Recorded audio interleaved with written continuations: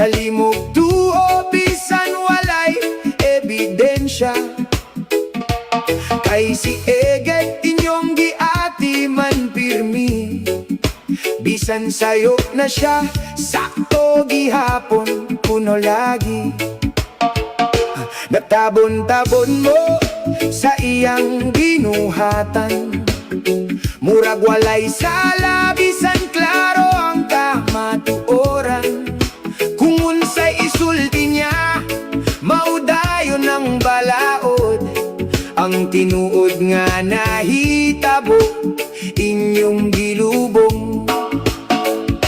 Abi ninyog limpyo ang iyang pangalan, pero naay gitago nga relasyon.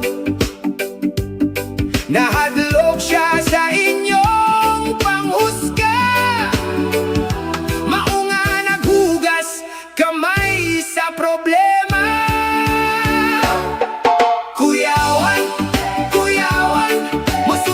Lang bisan unsay sugoan, kuyawan, kuyawan, walay pangutana, diretso kampihan. Si Eget o si Opaw, nga numan gitago pa man, kontinudang gugma ninyo, nanong mahadlok man mo sa katawhan. Si Opaw pirmira naa sa kilid,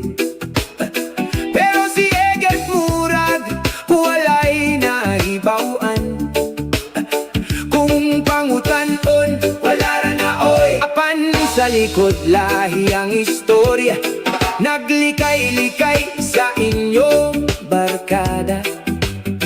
Kay basin kuno mahimong katawanan, imbis mo angkon sa kamatuoran, nang itapaglusot aron walay basolan. Ayaw ninyo kampi nga walay pagpangutana, tanawa una ang duha ka kilig sa istorya. Ang kamatuoran dili matago hangtod sa kahangturan, muabot ang adlaw nga mabutiag gyud tanan.